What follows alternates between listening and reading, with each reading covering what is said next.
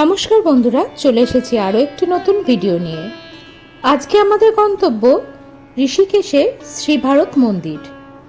আমার এই ভিডিওতে আপনাদের জানাবো শ্রী ভারত মন্দিরের ইতিহাস ও তার সাথে জড়িয়ে থাকা পৌরাণিক কাহিনী।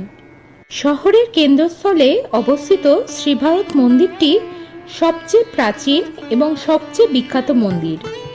মন্দিরের ইতিহাস প্রকৃতপক্ষে ঋষিকেশের ইতিহাস। মহাভারত, বিষ্ণু পুরাণ, শ্রীমদ্ ভগবত, বামন পুরাণ এবং নরসিংহ পুরাণের মতো অনেক হিন্দু লিপি এবং মহাকাব্যেও ভারত মন্দিরের নাম পাওয়া যায়। কিংবদন্তি আছে মহাভারতের পরে পাণ্ডবরা স্বর্গে যাওয়ার পথে এই স্থানে এসেছিলেন এবং ভগবান ঋষিকেশ নারায়ণের পূজা করেছিলেন। অনেকে বিশ্বাস করতেন যে সম্রাট অশোকের রাজত্বকালে এই অঞ্চলের ভারত মন্দির এবং অন্যান্য মন্দিরগুলি বুদ্ধ বিহারে রূপান্তরিত হয়েছিল। ভগবান বুদ্ধ এই মন্দিরে এসেছিলেন। ভরদ্বাজ মুনির পরম বন্ধু রায়বঋষি নামে এক ঋষি ছিলেন। তার দুই পুত্র ছিল, অরবাসু এবং পুরবাসু। কিছু ভুল বোঝাবুঝির কারণে ভরদ্বাজ মুনি রায়বমুনিকে অভিশাপ দেন। একজন ব্রাহ্মণকে অভিশাপ দেওয়ার পাপ থেকে মুক্ত করার জন্য ভরদ্বাজ মুনি তার দেহত্যাগ করেছিলেন, যাকে পরবর্তীতে রায়বঋষির পুত্র অরবাসু মুনি জীবিত করেছিলেন। সপ্তদশ মানবাবতারে রায়বঋষির কঠোর তপস্যায় প্রসন্ন ভগবান বিষ্ণু স্বয়ং বলেছিলেন, আমি এখানে চিরকাল ঋষিকেশ নারায়ণ হিসাবে বাস করব এবং এই স্থান ঋষিকেশ নামে পরিচিত হবে। ভগবান নারায়ণ নিকটবর্তী এক আম গাছে উপবিষ্ট হয়ে রায়বমুনিকে দর্শন দেন। ভগবান নারায়ণের ওজনের কারণে গাছটি বেঁকে যায় এবং তাই এই স্থানটি কুব্জামৃত ক্ষেত্র নামেও পরিচিত হয়। নরসিংহ পুরাণে বলা হয়েছে এই স্থানটি ভগবান নারায়ণের অত্যন্ত প্রিয় স্থান। শিবের অভিশাপ থেকে মুক্তি পাওয়ার জন্য অগ্নিদেব এখানে তপস্যা করেছেন বলে এই স্থানটি অগ্নিতীর্থ হিসাবেও পরিচিত। সত্যযুগে মহারাজ সোম শর্মা এখানে তপস্যা করেছিলেন এবং ভগবান নারায়ণের দর্শন করেছিলেন। যে কুণ্ডে ভগবান নারায়ণ মহারাজ সোম শর্মাকে তার মায়া দেখিয়েছিলেন সেই কুণ্ড মায়াকুণ্ড নামে পরিচিত। মহারাজা দুষ্যন্তের পুত্র ভরত মহারাজ এই স্থানে অশ্বমেধ যজ্ঞ করেছিলেন। মন্দির চত্বরে খননকালে পাওয়া ভাস্কর্য, মৃৎপাত্র এবং পুরাতাত্ত্বিক জিনিস সম্বলিত একটি জাদুঘর সম্প্রতি মন্দিরে স্থাপিত হয়েছে।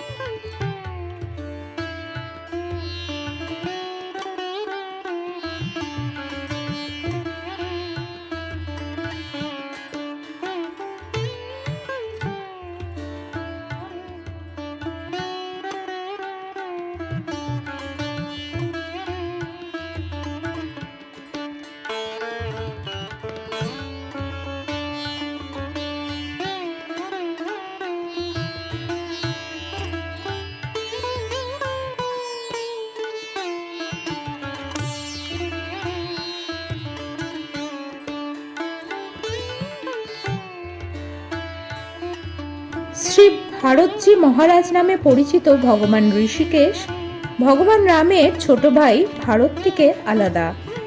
তিনি ভারত নামে পরিচিত কারণ তিনি কলিযুগে ভগবান বিষ্ণুর অবতার। তার চার হাতের শঙ্খ, চক্র, গদা এবং পদ্ম ধারণকারী রক্ষাকারী শক্তি। মহান হিন্দু সাধক জগৎগুরু আদি শঙ্করাচার্য 789 খ্রিস্টাব্দে বসন্ত পঞ্চমীতে মন্দিরে প্রধান দেবতার মূর্তিটি পুনঃপ্রতিষ্ঠা করেন। কথিত আছে, কেউ যদি অক্ষয় তৃতীয়ার দিন ভারত মন্দিরের 108টি প্রদক্ষিণ করেন তবে তার ইচ্ছা পূরণ হয়। তিনি ভগবান বদ্রীনারায়ণের দর্শন লাভের পুণ্যও অর্জন করেন। শ্রী ঋষিকেশ নারায়ণের বিগ্রহটি অত্যন্ত সুন্দর ও মোহনীয়। তিনি লম্বা ও সুদর্শন। বিগ্রহটি শালিগ্রাম শিলা দিয়ে তৈরি এবং 4টি হাত রয়েছে।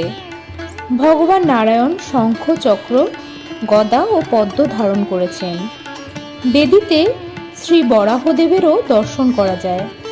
এছাড়াও মন্দিরে শ্রী পাতালেশ্বর মহাদেব, ভদ্রকালী ও সূর্যদেবেরও দর্শন করা যায়।